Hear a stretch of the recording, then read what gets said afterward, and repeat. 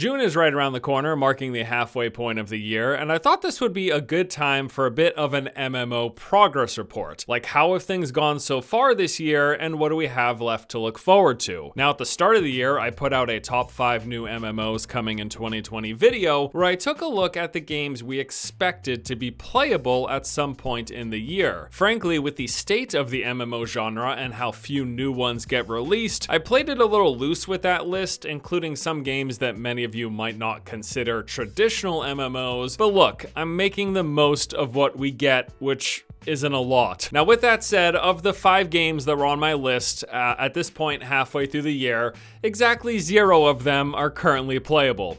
So we're off to a good start. I want to go ahead and kind of talk about the MMOs that we expected to be playable at this point, where they are currently, like what are the latest updates, what do we expect to happen in the remainder of the year, and I also want to briefly cover the games that we can actually play, like of the current existing popular MMOs, how are they doing in 2020? Before we jump into any of that though, a quick word from today's sponsor.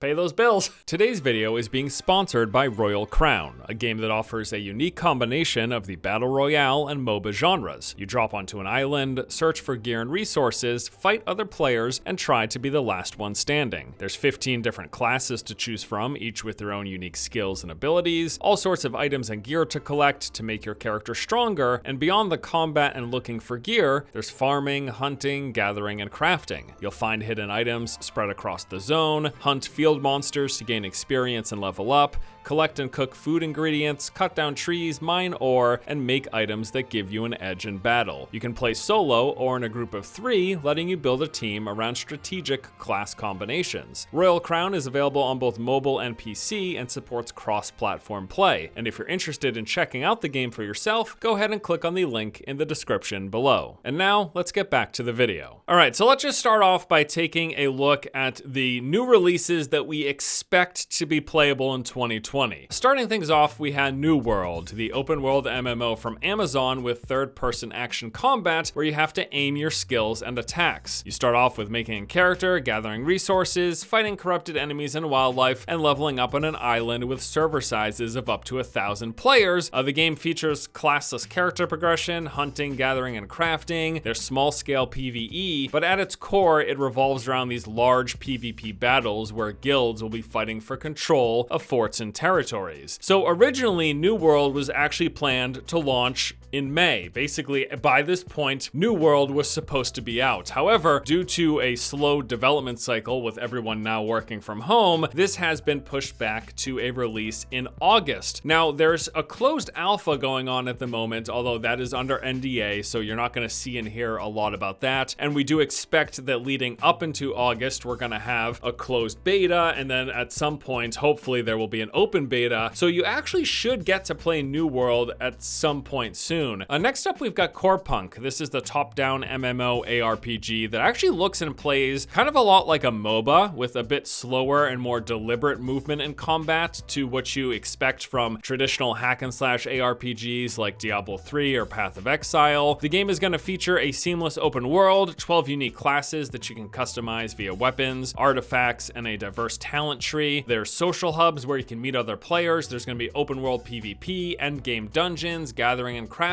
And for me, this is actually one of the more promising looking new MMOs on our immediate horizon. I know it doesn't fit into like the typical MMO format, and I do really prefer the traditional fantasy MMOs like WoW or Guild Wars 2 or ESO, but I am interested in what these top-down variants could bring to the table. And actually, there's a lot of them, at least a large percentage of the upcoming MMOs are of the top-down kind of ARPG style. So it helps to be looking forward to those because that's basically a lot of what we're getting. So the open beta is actually currently still planned for Q4 2020. It looks like that has not changed. There is closed beta signups available at the moment, although from what I can tell, the closed beta has yet to start, according to the game's FAQ on their official website. I am cautiously optimistic about Corepunk.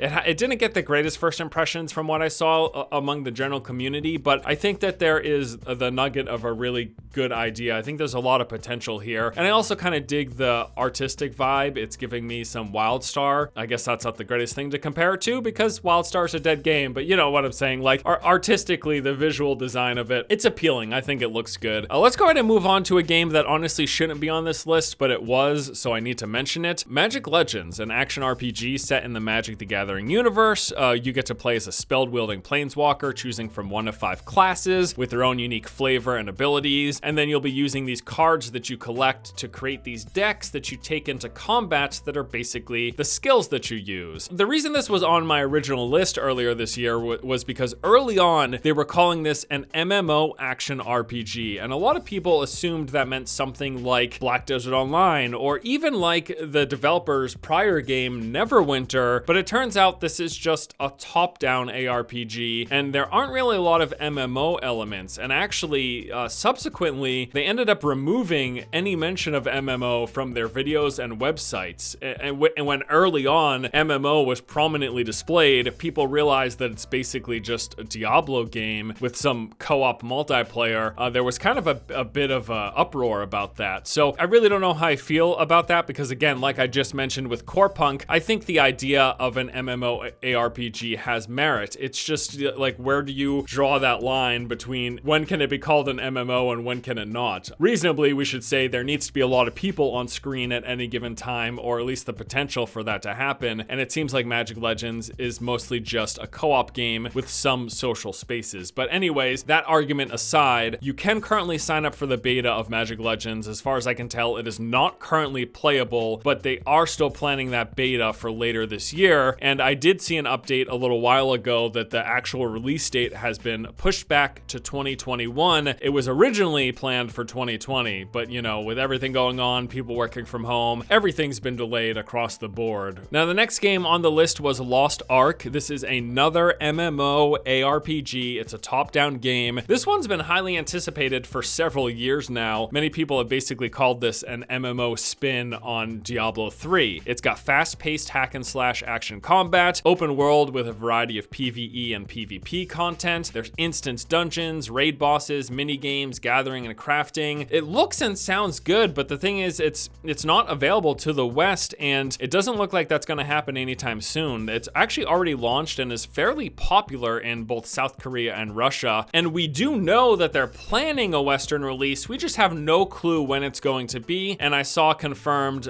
recently that it will not be happening in 2020. So Lost Ark is a game that people continue to anxiously await. Unless you're willing to use VPNs and stuff like that to play this game that isn't available in the West, you're gonna have to continue to wait for quite some time. And then the final game on my list was Crimson Desert. This is a new MMO from the makers of Black Desert Online. The game is supposed to be featuring an immersive single-player campaign in addition to the traditional MMO content. It's gonna have an action combat system similar to BDO, and I've heard rumor that there will be more of a focus on endgame PvE, things like dungeons and raids, which is something that Black Desert Online is severely lacking. I'll freely admit that me putting this on my top 5 MMOs coming in 2020 was a huge shot in the dark. Really, it's not launching this year, and frankly, a lot of that list was just not even are these games launching, but could you possibly play this game in 2020? And it seems like you actually could still. There's a chance for Crimson Desert. They've said that they are planning to do a beta test on both PC and consoles in 2020. But again, this is the progress report halfway through the year. Still not an option. So as you can see, on the new MMO front, things have not been great. Beyond my list of games, there's also a handful of other MMOs that we've been waiting to release for years now. And I'm talking about Crowfall, Pantheon, Ashes of Creation, Camelot Unchained. Most of these games have been somewhat playable with like alpha and beta testing periods throughout these past couple of years. It feels like we've been waiting on these things for decades. And I'm not saying that these games games won't release, I'm just not convinced that it's gonna happen in my lifetime. I really wish the best for these games, and there's a few of them that I would really like to play. It really feels like we've been waiting absolutely forever, and I know that's a consequence of the games being crowdfunded and having open development, trying to keep the community up to date, but there's a bit of fatigue that I feel like has set in with these games as a result. But I wish them the best. I hope they come out, and I hope they're good. I don't think it's gonna happen in 2020 for any of those. So yes, in terms of how 2020 has been for the release of new MMOs, we're gonna give it a big fat F. It's been absolutely there's just nothing. There's been absolutely nothing. No new MMOs to look forward to playing, basically. How about we move on to the games that we can actually play? I want to touch on what many consider to be the big three MMOs, and that is World of Warcraft, Final Fantasy XIV, and The Elder Scrolls Online. These are games that consistently have been the most successful in the genre. And by successful, I mean they're the most thriving. Like, they've got the biggest player bases, they get the most regular updates, and they seem to have survived the MMO gauntlet where so many others have failed. So starting things off with World of Warcraft. Currently, WoW is wrapping up the Battle for Azeroth expansion. Patch 8.3 came out earlier this year, bringing some nice quality of life and catch-up mechanics to the game. And then they also added the final raid tier that's available if you want to fight the mystical creatures from beyond. But really, right now, when it comes to WoW, people are basically just prepping for the next expansion. This is the time that a lot of people either put the game down and wait till the pre-patch for the next expansion happens, or they come back in and play obsessively for a couple of months straight, which is what I've been doing. Now, the next expansion, Shadowlands, is currently in alpha testing, and they're actually slowly rolling out new areas and features for people to test who have access. And Shadowlands is planned to release in Q4 of 2020. Early impressions of the upcoming expansion have seemed pretty good. Beyond the typical new stuff like new zones, enemies, dungeons, and raids, they're adding Torghast, this procedurally generated scalable dungeon that gets harder the further you progress. Really cool feature that I have tested and enjoyed myself. There's also the Forge of Domination, where is the system that you have the ability to craft specific legendaries that you want. There's a Covenant system, which is a new system of factions that let you unlock unique class abilities. They're also unpruning, bringing back some of the favorite class abilities that have been removed over the years. There's going to be some new character customization options that people are looking forward to. There's been a level and number squish, which I really like. And overall, I would say that things are looking pretty good for WoW at the moment. It remains one of the top games in the genre. I think there's pretty much no question about that. It's got 15 years of updates and additions, and people aren't always happy with every change that they make. And overall, the general impression of this current expansion, Battle for Azeroth, has been pretty negative, just in terms of like how the progression systems and the RNG of the end game go. Regardless of that, the entire package and what WoW delivers to the table, if you like the genre, it's really hard to beat the amount of content and things to do and the depth. There's just so much in WoW. It is such a massive game. It's a great world to kind of get lost in, and it's also one of the most thriving in terms of having like an active player base and getting regular updates. So WoW for me is hands down probably the best and my favorite MMO that I consistently come back to. Next up, let's talk about The Elder Scrolls Online. Now, I actually jumped back into ESO earlier this year. Overall, I would say it was a positive experience. I really liked playing the game. I eventually stopped, but that happens with every game, and I don't consider that an indictment of the game's quality. So for 2020, ESO is getting the Greymoor expansion, which will be adding large playable areas of Skyrim to the game. Some of the new content includes 2 new dungeons, a 12-player raid, public events, delves, world bosses, armor sets, collectibles, achievements, and a new main story quest line all about vampires. Now, the Greymoor update is actually just about to launch in a few days, and then later this year, they'll be getting additional updates adding even more new dungeons and content. Now, I'm not saying the game doesn't have any faults. I think most notably the combat continues to be a major sticking point with ESO, but I think it does do a lot of things right, and I can safely say that besides WoW, this is one of my favorite MMOs at the moment. Finally, I want to touch on Final Fantasy XIV. Now, admittedly, my experience with this game is pretty limited. I played it a little bit when it originally launched as A Realm Reborn. I never really stuck with this game. That's something that I regret and I hope will change in the future. Specifically, I would like to go back to the game once they revamp the base experience, which that's still happening, right? At this point, I would say my biggest hurdle has been that early experience. Like, I just get bored way too fast. Now, with that said, I recognize that this is considered one of the best MMOs on the market, so I'm rooting for it, and it seems like a safe suggestion, basically. Now, they did have their big Shadowbringers update in July of 2019 that people absolutely loved. It got overwhelmingly positive reviews from critics and is actually said to be one of the best MMO and Final Fantasy stories ever. My big hang-up, though, is that I don't really play MMOs for the story, so that was never really a pulling factor for me. But I'm pleased that fans of Final Fantasy and people who like storytelling and MMOs have this game to enjoy. Now, there was no new expansion this year in 2020, but Final Fantasy XIV has seen a few major updates, adding some new content and continuing and adding to the game's story. So again, I would say, even though I don't have a lot of experience with the game, it comes highly recommended by so many people that I know and opinions that I respect, that I would say if you haven't checked it out and you're interested in storytelling and you like Final Fantasy and you like MMOs,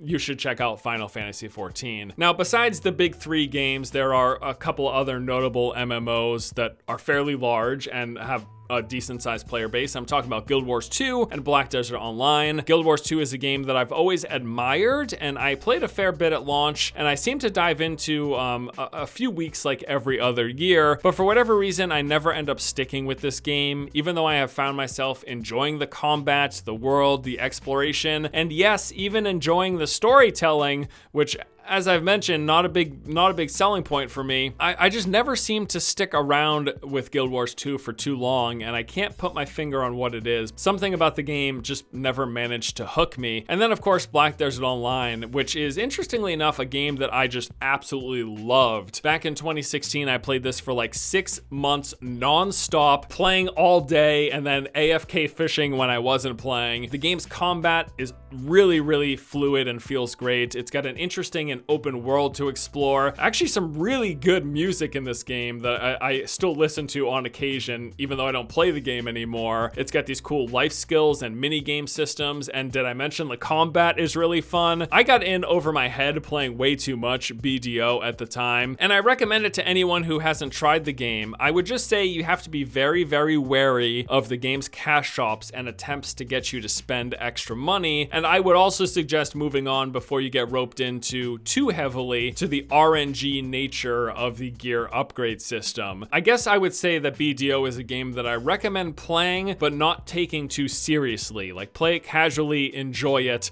but don't get in over your head and don't get too heavily invested. So as it stands right now, there are like 5 solid MMO options: ESO, World of Warcraft, Final Fantasy XIV, Guild Wars 2, and Black Desert Online. Those are really solid games that are existing, getting good updates, have good player bases compared to, well, every other MMO that's come and gone. But outside of those big MMOs, there's just the new games in this genre are so few and far between because of how much attention and time MMOs kind of require to really get the most out of. It's not surprising that we aren't always seeing new MMOs come out. I just like to see new twists. I like to jump into fresh experiences. I love launch days of MMOs where everybody is new, people are learning and figuring things out and doing dungeons and exploring together. Even if it is just a fresh coat of paint onto the same base experience, I like when that happens. I love when new MMOs get released, and it's such a bummer to me that it happens so infrequently. So I hope at some point in the future that will change. I would love for MMOs to see a revival. That is the MMO progress report for 2020. The games that we've always had to play,